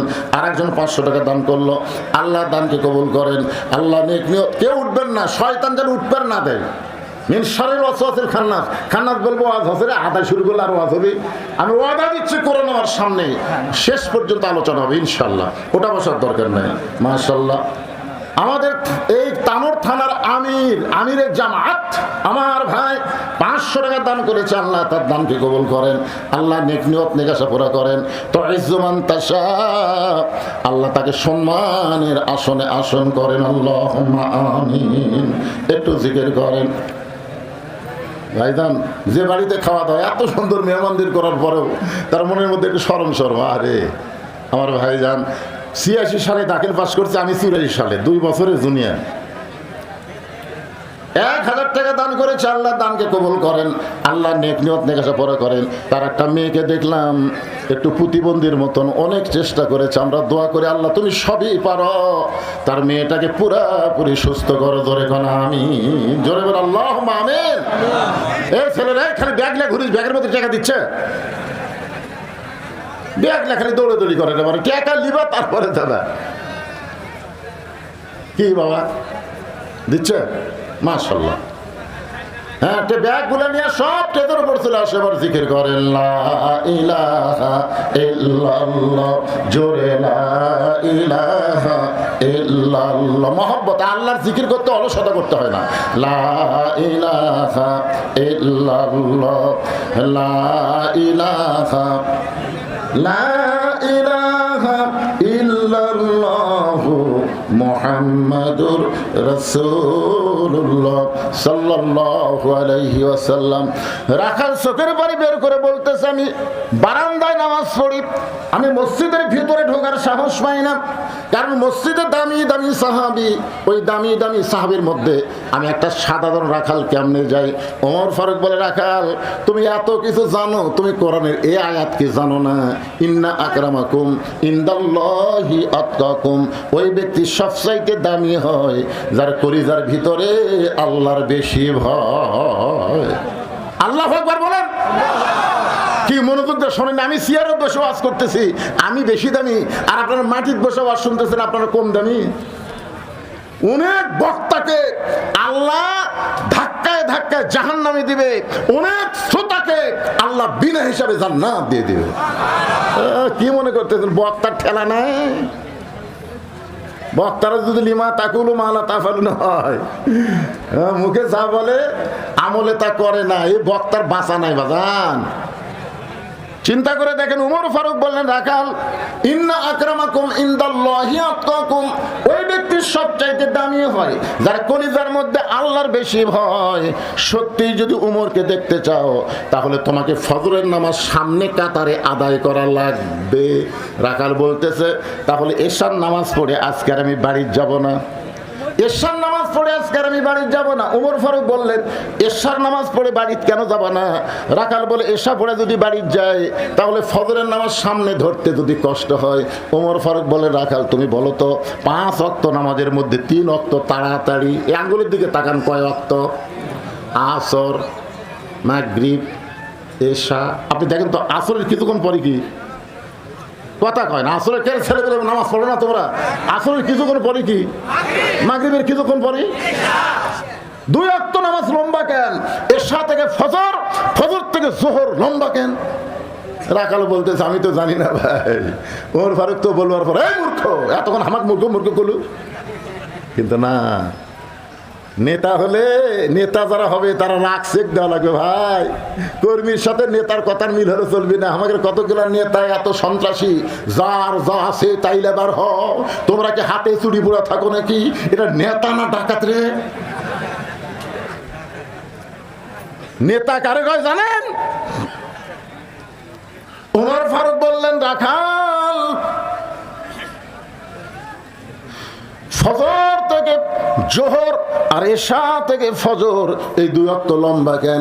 রাখাল বলতেছে আমি জানি না। ওমর ফারুক বললেন তাহলে শোনো, ফজর থেকে জোহর আল্লাহ লম্বা সময় দেওয়ার কারণ হলো এই সময়ের মধ্যে মানুষ চাকরি বাকরি করবে, ব্যবসা বাণিজ্য করবে, খেতে খামারে কাজ কাম করবে। এগুলো করতে গিয়ে তার দেহের যে ক্ষয় হবে, এশা থেকে ফজর আল্লাহ লম্বা সময় দিয়েছে। এই লম্বা সময় যদি ঘুম পাড়ে, ওই ক্ষয়গুলো আল্লাহ ঘুমের মধ্যে পুরা করে দিবে। তুমি এশা থেকে ফজর ধরবার চাচ্ছা, যদি তোমার চোখে ঘুম ধরে, রাখাল বলতে ঘুম যদি ধরে মসজিদের মধ্যেই ঘুমিয়ে যাব। যেই বলছে মসজিদের মধ্যে ঘুমাবো, উমর ফারুক চেহারা রক্তের মতো লাল করে, মসজিদের মধ্যে ঘুম পাড়ার দলিল দে। মসজিদের মধ্যে ঘুম পাড়ার দলিল থাকা লাগবে না? ঘুম পাড়া তো দূরের কথা, যোহর নামাজ পড়ে সবাই চলে গেছে, ওরা 3 জন 4 ফ্যান দিয়ে গল্প করতেছে। 1-8 ঘন্টা হয় গল্প ছাড়ে না। 2 কান্দে তুই ফেরেশতা বলতেছে আল্লাহ সবাই নামাজ পড়ে চলে গেল, ফাইদা কুদিয়াতে সলা ফান্তা শুরু ফেলার, তেহারা 3 জন 4 ফ্যান দিয়ে গল্প করতেছে। রেজাল্ট কি? আল্লাহ বলতেছে রেজাল্ট হলো ওই যে ফ্যান ঘুরতেছে, এই ফ্যান ঘোরার কারেন্টের বিল এই 3 জন যদি আলাদাভাবে পরিশোধ না করে, এরা জান্নাতে যাওয়ার পারবি না। কারণ মসজিদের বাপের ঘর না, যে ইচ্ছা মতো ফ্যান ঘুরাবি। জোরে কোন কথা ঠিক কথা কন না কেন? আগে ছোটবেলা দেখছি কাঁচা পেঁয়াজ খাইয়া রসুন খাই কেউ মসজিদ ঢুকলে মুরব্বী তা কুনের ঘুতে মারছে, তোর মুখ পেঁয়াজ গন্ধায়। ফেরেশতারা দুর্গন্ধ সহ্য করতে পারে না, কাঁচা পেঁয়াজ রসুন খায় মসজিদে ঢোকেনি। আর এখন মসজিদের মধ্যে পেঁয়াজ কাটতেছে, কাটতেছে কে ভাই পেঁয়াজ কাটতেছে? মুড়ি মাখমো হুজুর, মুড়ি মাখমো। মসজিদ তোর বাপের রান্নাঘর বানাছো? হ্যাঁ, আল্লাহর ঘর মসজিদের গুরুত্ব আছে না নাই? আছে না নাই? ওমর ফারুক বললেন রাখাল আজানের গুরুত্ব দিও। 5 ওয়াক্ত নামাজের মধ্যে সবচেয়ে গুরুত্বপূর্ণ আজান হলো ফজরের আজান। জোরে বলেন কিসের আজান? ফজরের আজানের মধ্যে একই শব্দ 2 বার কয়। যুবকেরা তোমরা শুনবার পাও? মুরব্বী করে বলতেছেন, আপনারা তো শুনবেনই। চামড়া ঢিল আল্লাহর সাথে দিছেন মিল। এই যুবকেরা চামড়া টাইট টাইট, 3টা পর্যন্ত ফেসবুক দেখে টাইট। যেই ফজরের আগের দিক দ্বারা ঘুমিয়ে যায়, আর সালাতু খায়রুম মিনান নাওম, যদিও শুনবার পাই শীতের দিন, ল্যাপ তুলে দিছে মাথার উপরে। এখন পাও যদি বাইরে থাকে, পাও টানে বুকের কাছে থসে, বাইরে থেকে মনে করবেন চাউলের বস্তা ঢেঙ্গা থসে, মাথাও নাই পাও নাই। কোন একজন চালাকি করে যদি ল্যাপ টান দেন, ল্যাপের মধ্যে তাকায় দেখবেন ল্যাপের ভিতর ওর সাইজ আর সকালবেলা সাইড থেকে কুত্তার সাইজ একই সাইজ। ফজরের নামাজ বাদ দিয়ে ঘুম পাড়ে যারা, আপনার বলবেন কুত্তার আমল করে তারা। ফজরের নামাজ বাদ দিয়ে ঘুম পাড়ে যারা, কে কে বলতেছেন? আরে জোরে জোরে বলা লাগবে। যে বলো ফজরের নামাজ বাদ দিয়ে ঘুম পাড়ে যারা, কুত্তার আমল করে তারা। ফজরের নামাজ বাদ দিয়ে ঘুম পাড়ে যারা, লালপুর এ ওয়াজটা আমি লালপুর করছি, বুঝলেন? ফজর নামাজ বাদ দিয়ে ঘুম পাড়ে যারা, কুত্তার আমল করে তারা। ভাই কেবল এই মিছিল করার সাথে সাথে 4-5টা কুত্তে আসে, ওই সাইডে গেলে যেরকম মুয়াজ্জিন আযান দিলে কতগুলো কুত্তে কাম কাম করে না। আমি চিন্তা করলাম কে রে, কি ভুল করলাম, কুত্তা কাম কাম করে। আমি তারপর চিন্তা করলাম সুম্মা রাদাদনাহু আসফালা সাফিলিন। ওরে তাই তো রে। আমি তখন আবার স্লোগান পাল্টাই বললাম, ফজরের নামাজ বাদ দিয়ে ঘুম পাড়ে যারা, কুত্তার চাইতো খারাপ তারা। যেই কছে কুত্তার চাইতো খারাপ তারা, কুত্তা দৌড়। কুত্তা কছে এইবার ঠিক ওয়াজ করছে। সুম্মা রাদাদনাহু আসফালা সাফিলিন। এরা জন্তু জানোয়ারের চাইতো জঘন্য। এই ফজর নামাজ কেউ যদি বাড়ি পড়ে, তার মধ্যেও মুনাফিকি থাকবে। জোরে কোন কথা ঠিক কিনা? ওমর ফারুক বললেন রাখাল আজানের গুরুত্ব দিও। এতদিন রাখাল নামাজ পড়ছে বারান্দায়, কিন্তু আজকে নামাজ পড়বে সামনে কাতারে। যেই মাত্র মুয়াজ্জিন আজান দিয়েছে, রাখাল খুব জোরে সরে মসজিদের বারান্দায় এসে বলতেছে, ও বারান্দা, আজকের মতো আমাকে মাফ করে দে, শুধু দেখার জন্য আমি ভিতরে ঢুকতেছি, আজকের জন্য আমাকে মাফ করে দে। যারা বারান্দার নামাজ পড়ে তাকে কিন্তু আলাদা একটা বৈশিষ্ট্য আছে, এরা সবার শেষে এসে আগে যাবি। জোরে খান কথা ঠিক কিনা? রাখাল মসজিদের মধ্যে ঢুকতেছে। ভাইজান একটু গুরুত্বপূর্ণ ওয়াজ মনোযোগ দিয়ে শোনেন, ঢোকারও নিয়ম আছে না নাই? মসজিদের মধ্যে ঢুকতে গেলে কোন পায়ে? আওয়ামী লীগ যদি করেন কোন পায়ে? দল করেন বামপন্থী, ঢুকলেন ডান পাও। তার মানে বোঝা গেল আপনি নিজেই জানেন সব জায়গায় বামপন্থী চলবে না, ডান পায়ে শুধু ঢুকলে হবে না, জবান খুলে একটা দোয়াও পড়া লাগবে, আল্লাহুম্মা আফতাহ লি আবওয়াবা রহমাতিক। এই দোয়াটা পড়ে রাখাল সামনে কাতারে যাবার চাই, প্রত্যেকটা সাহাবী নড়ে সরে রাখালকে যাওয়ার রাস্তা করে দেয়। রাখাল মনে মনে কয়, আল্লাহ এতদিন বারান্দার থেকে মনে করলাম ভিতরে দামি দামি, কিন্তু আজকে ভিতরে ঢুকে দেখতেছি আমিও যা এরাও তাই। ভিতরে না ঢুকলে বোঝা যায় না, ইসলামের ভিতরে ঢুকলে বুঝবেন প্রত্যেকটা মুসলমান ভাই ভাই। জোরে কোন কথা ঠিক কি না? এই জন্য আল্লাহ বলেছেন উদখুলু ফিস-সিলমি কাফা। ভিতরে না ঢুকলে বোঝা যাবে। এসপি সাহেব সামনে কাতারে দাঁড়াইছে, একটা মুসল্লি না হলে কাতার পুরা হচ্ছে না। এসপি কয় কাতার পুরা হচ্ছে না, দেখি কোনো মুসল্লি আছে কিনা। তাকায় দেখে মসজিদের দরজা চৌকিদার খাড়া হয়ে আছে। কে খাড়া হয়ে আছে? ডাকতেছে, আয়।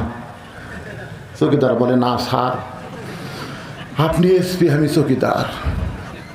এসপি কয়, পাগলা তুই চৌকিদার আমি এসপি, ওটা বাইরের কথা, ভিতরের কথা তা লয় রে, আয় আয়। বারবার এসপি বলার পরে চৌকিদার ভিতরে ঢুকছে, কিন্তু সামনে আসে না। এসপি কাতার ছাড়িয়া যায়, চৌকিদার কয় কে রে, তোকে ডাকে আহিস না রে। এই সামনে কাতারে এসপির কাছে খাড়া করে বলতেছে, তোর পায়ের গোড়ালি আমার পায়ের গোড়ালি মিল কর। এসপি গোড়ালির সাথে চৌকিদারের গোড়ালি। চৌকিদার বলে, স্যার খালি পায়ে থাকি, বেতন কম, গোড়া ফাটা স্যার, আর আপনার পায়ের গোড়া তেল তেলা, যদি ঘষ্টন লাগে। তুই আমি ভাই ভাই, গোড়ালি ফাঁক করার কোনো যোগ্যতা নাই। চৌকিদার মনে মনে কে, আল্লাহ রে ভিতরে এত শান্তি, এটা তো বাইরে থেকে বোঝা যাবে না। আজকে বেয়ানামাজিকে বলতেছি, বেয়াপর্দাকে বলতেছি, বাহির থেকে কে কি বললো ওইটা শুনবেন না। ইসলামের ভিতরে, কোরআনের ভিতরে চলে আসেন, মহা শান্তি আল্লাহ দান করবে। ধরে দান কথা ঠিক কিনা? কে কি বলে সেটা শুনবেন না, ভিতরে কি শান্তি। চৌকিদার আমি দুই ভাই, সুবহানাল্লাহ কবেন না? রাখাল যাইতে যাইতে একেবারে সামনে কাতারে মেহরাব বরাবর। উমর ফারুককে দেখতে যেন সহজ হয়, এজন্য মেহরাব বরাবর প্রথম কাতারে দাঁড়ায় রাখাল 2 রাকাত সুন্নত নামাজ পড়েছে। মসজিদের মধ্যে ঢুকে ফজরের আগে 2 রাকাত সুন্নত আছে না নাই? আপনারা পড়েন? 2 রাকাত সুন্নত নামাজ পড়ে রাখাল চুপটি করে বসে গেছে। এমন সময় এক মুসল্লি মসজিদের মধ্যে ঢুকে দেখে জায়গা নেই। এমন সময় এক মসজিদের মধ্যে ঢুকে দেখে জায়গা নেই। কিনা আমার জায়গাতে কে বসলো রে?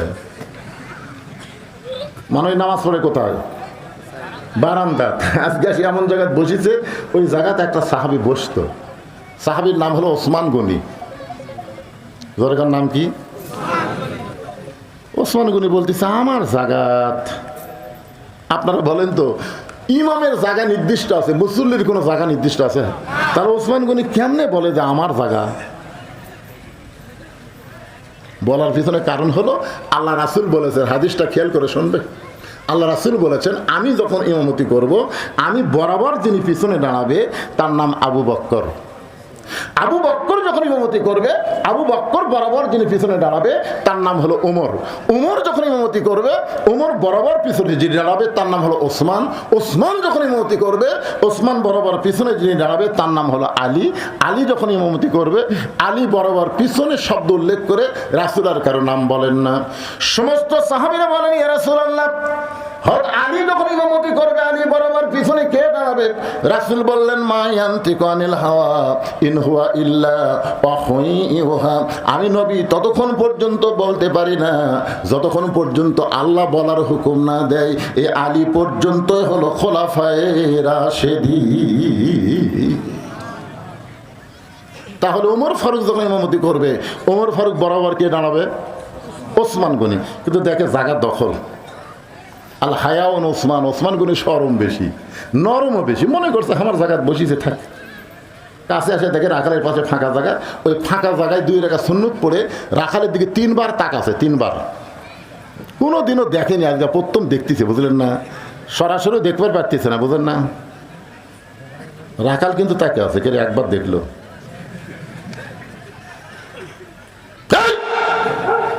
মূর্খ মানুষ। আপনারা মূর্খ মানুষের দিকে বারবার তাকান তো খেপে যাবে না?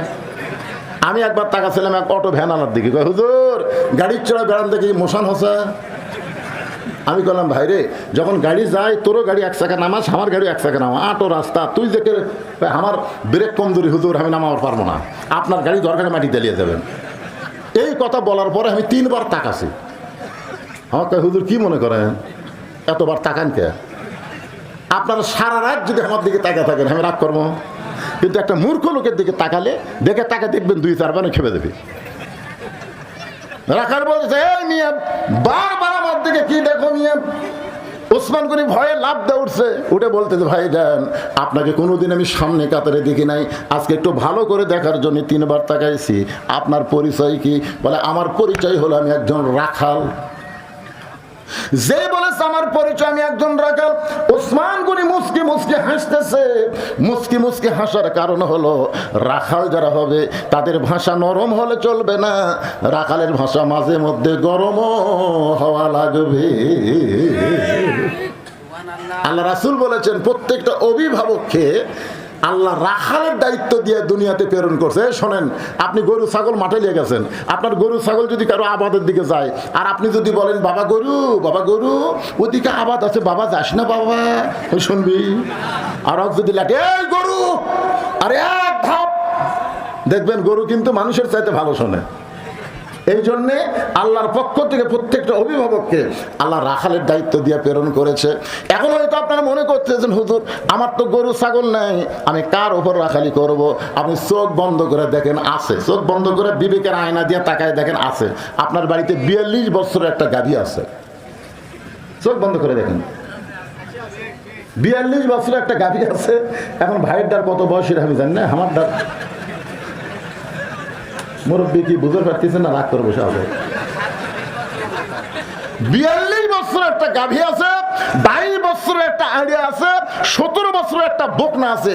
গাভী হচ্ছে বউ, আড়িয়া হচ্ছে বেটা, বকনা হচ্ছে মেয়ে। আপনার বলেন তো এই 3টার উপর আপনার রাখালি করার দায়িত্ব আছে না নাই? তা আপনি যে এশার নামাজ পড়ে বাড়িতে গেলেন, আপনি সামনে কাতারে এশার নামাজ পড়লেন, পড়ে বাড়িতে যাচ্ছেন আর মনে মনে চিন্তা করতেছেন আমার ম্যাডাম এখন এশার নামাজ পড়তেছে, আমি মসজিদে পড়লাম, আমার বাড়িয়ালি এশার নামাজ যায় নামাজে পড়তেছে বাড়িতে। এই নিয়ত করে বাড়ি ঢুকে দেখেন আপনার ঘরের মধ্যে হরি হরি হরি হরি হরি হরি হরি হরি।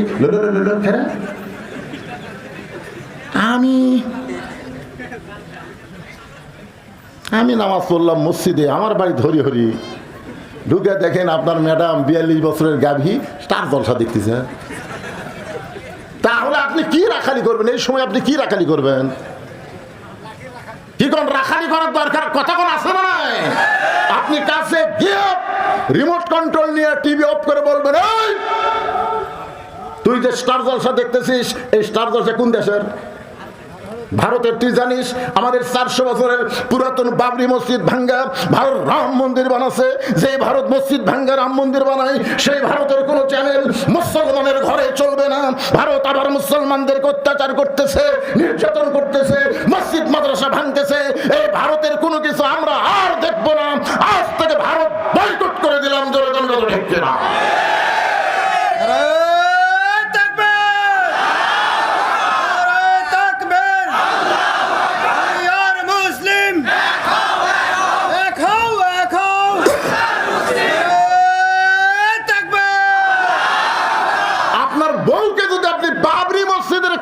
ঠিক মতো শোনার পারেন, বিশ্বাস করেন মেয়ে মানুষের মন খুবই নরম, ওই আর জীবনে ভারতের চ্যানেল দেখতে না। রাখালি করছেন আপনার ছেলে যে 22 বছরের ছেলে স্কিন প্যান্ট পরে, এত টাইট প্যান্ট পরে পরে কলেজে যায়। ছেলে আপনি 9টার সময় কলেজে গেল, সন্ধ্যার সময় বাড়িতে আসলো, এত টাইট ফুল প্যান্ট। আপনি কি কোনোদিন রাখালি করছেন? কে রে বাবা? এ বাবা শোনো, মুসলমানের বেটা কাপড় থাকবে টাকনুর উপরে আর পরবা নাবির উপরে, নাবির উপর থেকে টাকনুর উপর। জোরে কোন কথা ঠিক কিনা? আর এত টাইট ফুল প্যান্ট পরছো, এই ফুল প্যান্ট পরে তুমি কি 9টার থেকে সন্ধ্যা পর্যন্ত পেশাব করনি? এটা রাখালি করতেছে। লোকমান তার ছেলের সাথে রাখালি করছে। এই জন্য আল্লাহ কোরআন একটা সূরা দিয়েছে লোকমান। পিতা হয়ে আপনি বলতেছেন আচ্ছা ঠিক আছে বাবা তুমি এই ফুল প্যান্ট পরে পেশাব কেমনি করলে? সুন্দর করে বলবেন আব্বু আমি তো এটা পরে বসবার পারিনি। তো কেমনি করলে? খাড়া হয়ে করছি আব্বু। তো খাড়া হয়ে পেশাব করলে কয়বার করছে? সকাল থেকে সন্ধ্যা পর্যন্ত 3 বার করছি। তা 3 বার পেশাব করে পানি পানিও লিছি, টয়লেট লিছি। বাপ বলতে যে পাগলা, পেশাব করে দাঁড়ায় পেশাব করে পানি নিয়ে তুমি মনে করছো পেশাব শেষ, এই মনে করে সেন্ট টানছো, তারপরে কমপক্ষে 3 ফোঁটা পেশাব তোমার কাপড় পড়ছে। কারণ দাঁড়ায় পেশাব করলে পেশাব পুরোপুরি নিংড়ে না, কথা কন ঠিক না? তো তুই 3 ফোঁটা, 3 বার 3 থেকে 9 ফোঁটা, তো 9 ফোঁটা পেশাব যে তোমার ফুল প্যান্টের আন্ডার প্যান্টে পড়লো, ওই পেশাব শুকে যায় কি হলো? ওই পেশাব শুকে যায়, ওটি আবার জীবাণু হলো। এই জীবাণু দিয়ে তোমার ওই পেশাবের ছিদ্রতে ভিতরে ঢুকলো, কিছুদিন পরে তোমার যৌবন শক্তি নষ্ট হবে, আগা মোটা গোলা চিকন হবে, তোমার সাথে কেউ বিয়ে দিবে? হাসতেছেন ইন্ডিয়ার হারবার খাবে? আপনার ছেলেকে 22 বছরের ছেলেকে আপনি এইভাবে সুন্দর করে রাখারি করে বুঝাই দিবেন। মুসলমানের সন্তানকে 7 বছর থেকে তালিম দেওয়া লাগবে, 10 বছর থেকে নামাজ ধরা লাগবে। যদি নামাজ ধরাবার পারেন, ও আর টাইট ফুল প্যান্ট কোনোদিন পরবে না। ধরে কোন কথা ঠিক কিনা? এখন 17 বছরের বোকনা মানে আপনার মেয়ে। আপনার মেয়েকে আপনি মুসলমান হিসাবে কি তৈরি করবেন? ফাতেমা তৈরি করবেন না পরিমণি তৈরি করবেন? বাবা হিসাবে আপনার দায়িত্ব গ্রহণ করা দরকার। যদি আপনি ফাতেমা তৈরি করেন, আল্লাহ রাসূল বলেছেন সাইদাতুন নিসাই আহলুল জান্নাহ ফাতেমাতুজ জোহরা, আমার ফাতেমা জান্নাতি নারীদের নেত্রী হবে। একদিন নবী ফাতেমার কাছে গিয়ে বললেন, ফাতেমা তুমি কি কখনো মনে করেছো তোমার বাবা আল্লাহর নবী বলে তুমি জান্নাতে যাবা? ফাতেমা বলতেছে, বাবা আমার বাবা শুধু আল্লাহর নবী না, আমার বাবা হলো বিশ্ব নবী। আমার বাবা হলো বিশ্ব নবী, আর বিশ্ব নবীর মেয়ে হওয়ার কারণে আল্লাহ কি আমাকে জান্নাত দেবে না? রাসূল হাত ধরে বললেন, ফাতেমা নবীর মেয়ে হওয়ার কারণে তুমি জান্নাতে যাবার পারবা না। জান্নাতে যদি যাবার চাও তাহলে জান্নাতের আমল করে তোমাকে জান্নাতে যেতে হবে। ফাতেমা বললেন, বাবা মেয়েদের জন্য জান্নাতের আমল কি বাবা? রাসূল বললেন, মাত্র 4টা আমল করবা। 1 নম্বর হলো নামাজ, 2 নম্বর রমজান মাসের রোজা, 3 নম্বর সতীত্বের হেফাজত পর্দা করা, আর 4 নম্বর স্বামীর কথা মতো চলা। এই 4টি আমলের মধ্যে পর্দাটা হলো সবচাইতে গুরুত্বপূর্ণ আমল ফাতেমা। এই পর্দার মধ্যে যদি থাকতে পারো, বাকি 3টা আমল আল্লাহ তোমার জন্য সহজ করে দিবে। আমার মা বোনেরা যারা পর্দার অন্তর আছেন গো মা, কেউ যদি আপনাদের বলে কোরআনের দল ক্ষমতাত গেলে পর্দার মধ্যে রাখতে হবে, আল্লাহ কোরআনে বলেছেন অকরনা ফি বুয়ুতিকুন্না ওয়ালা তাবাররাজনা তাবাররুজাল জাহিলিয়াতিল উলা। যে মেয়েরা পর্দার মধ্যে থাকবে, ওই মেয়েদের আকাঙ্ক্ষা আল্লাহ দূর করে দেয়।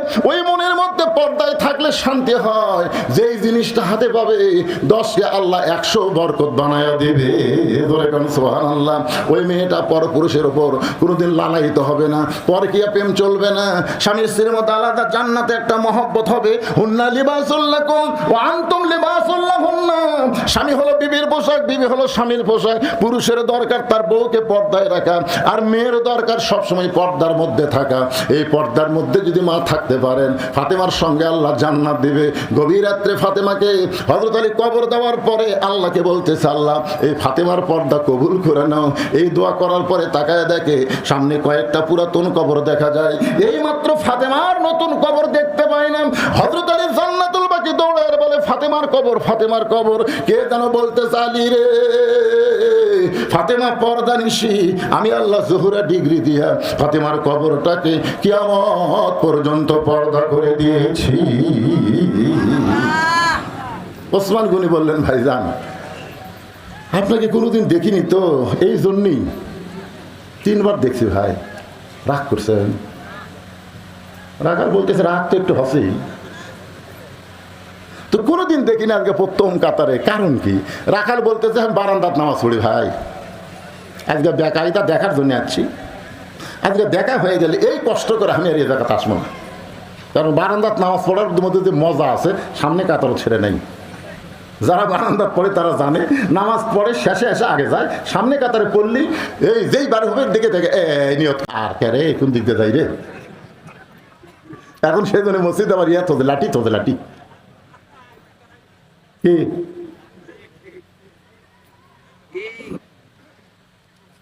তো এখন আজকের দিনেই খালি সামনে কাতারে পড়তেছি, দেখা হলে আমি চলে যাব, দেখা হলি ওসমান গনি বলতেছে আপনার দেখা হবে, তার গ্যারান্টি কি?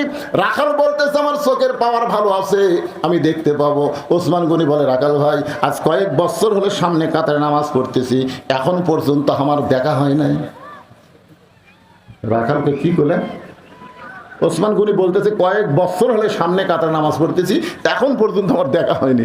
রাখালকে আমার দিকে তাকাও তো দেখি, তাকাও। ওসমান গনি দেখে তাকাছে, চোখের মনি তো ঠিকই আছে, তো দেখতে হয় না কেন? রাখাল দেখতে চায় হযরত ওমরকে, আর ওসমান গনি দেখতে চায় নামাজের মালিক আল্লাহকে। আল্লাহ রাসূল বলেছেন বুখারী শরীফের কিতাবুল ইহসার হাদিসটা পড়েন, আনতা আবুদুল্লাহ কাআন্নাকা তারাহু ফাইন লাম তাকুন তারাহু ফাইন্নাহু ইয়ারাকা। কোন আল্লাহর বান্দা যখন ইবাদতের মধ্যে শামিল হবে, ইবাদতের মালিক আল্লাহকে দেখতে পাবে। আল্লাহ যদি দেখা সম্ভব না হয়, আল্লাহ তাকে দেখতেছে, এই বিশ্বাস তার কলিজার মধ্যে আসবে।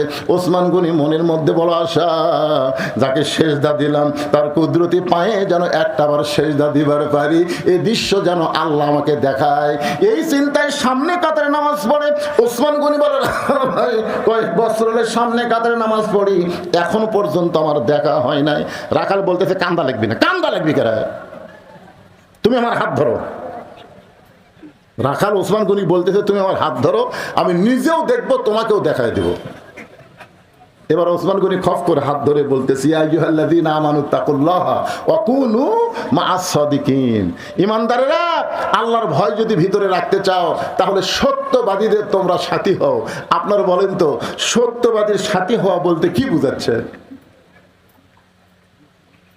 ইন্নাল্লাহা ইয়ামুরুকুম আন তুআদ্দুল আমানাতি ইলা আহলিহা ওয়া ইযা হাকামতুম বাইনান নাস আন তাহকুমু বিল আদল। আল্লাহু আকবার, জোরে বলেন আল্লাহু আকবার। সত্যবাদীর সাথী হওয়া মানে কি? আপনারা বলেন তো, বর্তমানে বাংলাদেশে মানুষের কথা যারা বলে তারাই সত্য কথা বলে, না যারা কোরআন নিয়ে কথা বলে তারা সত্য কথা বলে? তাহলে কোরআন নিয়ে যারা কথা বলে, কোরআন নিয়ে যারা রাজনীতি করে, কোরআন নিয়ে যারা রাজত্ব চালাবার চায়, তাদের সাথী হওয়ার কথাই এই আয়াতের মধ্যে আল্লাহ পরোক্ষভাবে বলতেছে। জোরে কোন কথা ঠিক না? বুঝতে পারছেন? ওসমান গনি রাখালের হাতটা ধরে মনে মনে বলতেছে, আল্লাহ নিজের যোগ্যতায় আমি কোনোদিন দেখতে পাই নাই, আজকে এমন একজন লোক পাইছি, সে নিজেও দেখবে এবং আমাকেও দেখায় দিবে। ওসমান গনি বড় আশা নিয়ে রাখালের হাতটা ধরে বসে আছে। কিছুক্ষণ পর নামাজের সময় হয়েছে। নামাজ মানে জামাতের সময়। যেই জামাতের সময় হয়েছে, মুয়াজ্জিন আকামত দেওয়া শুরু করছে। আকামত আপনারা বোঝেন না? আকামত বোঝেন আকামত? আচ্ছা, মুয়াজ্জিন যখন আকামত দেয়, তখন বসে থাকার কোনো সুযোগ আছে? সিয়ারত যারা বসে থাকে, এরা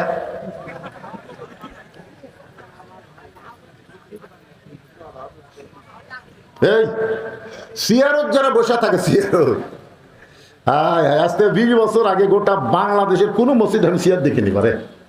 দিন যাচ্ছে আর সিয়ার ভাটতেছে, হেঁটে হেঁটে আসে, সিয়ারত বসে, হেঁটে হেঁটে আসে।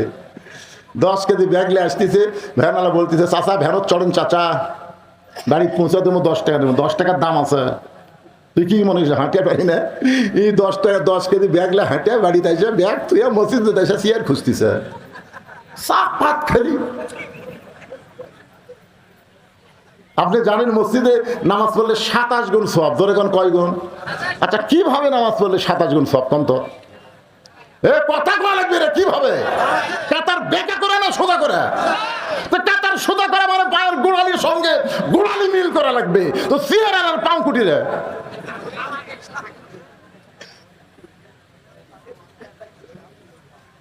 সামনে একজন ফাঁকা দেয়া, পিছনে যতই কাতার করেন সামনে কাতার মাকরু হয়ে যাবে। এই জন্য সিয়ারত যাই বসছে, ওই জন্য হেঁটে এসে সিয়ারত বসে, তার মানে খাড়া হওয়ার পাওয়ার আর আছে। নামাজের ভিতরে বাইরে 13টা ফরজ, তার মধ্যে একটা ফরজ হলো দাঁড়িয়ে নামাজ পড়া। জোরে কোন কথা ঠিক? কথা কর না কেন? কথা কর না কেন?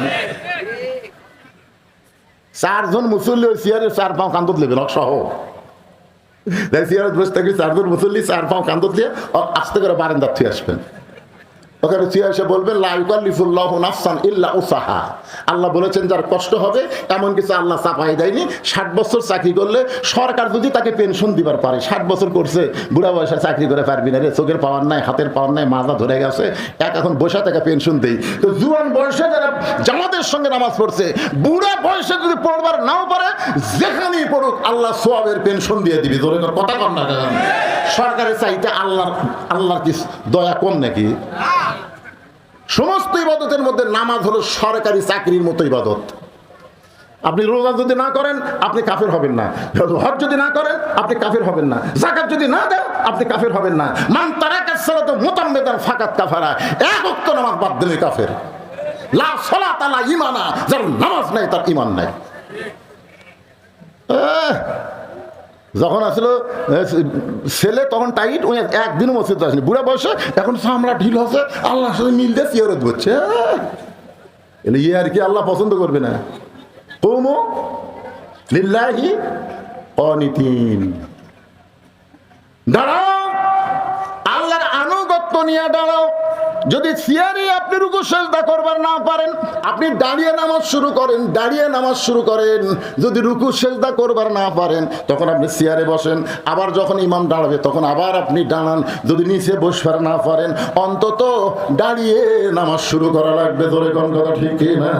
আমার কথা কি বুঝবার পারলেন ভাইজান? কয় দিনের নামাজ পড়তেছেন? একটু আল্লাহকে খুশি করার নামাজ পড়েন, মনোযোগ দিয়ে শোনেন। যেই মাত্র মুয়াজ্জিন আকামত দেওয়া শুরু করেছে এমন সময় হযরত ওমর মেহরাবের মধ্যে ঢুকছে। আপনারা বলেন তো ওমর মেহরাবের মধ্যে কোন দিক দিয়ে ঢুকলো? দরজা দিয়ে ঢুকবে না, আল্লাহর কোরআন দিয়ে যখন রাষ্ট্র চলবে, প্রত্যেকটা ইমাম হবে এলাকার নেতা। ধরে কোন সুবহানাল্লাহ। ওই মেহরাব বরাবর একটা রেস্ট রুম থাকবে, ওই রুমের মধ্যে ইমাম নেতা রেস্ট করবে। যেই মাত্র আকামত দিয়েছে একটা ছোট্ট দরজা দিয়ে হযরত ওমর মেহরাবের মধ্যে ঢুকেছে। যেই মেহরাবের মধ্যে ঢুকেছে ওসমান গনি রাকালের হাতটা ধরে আছে, আর রাকাল খালি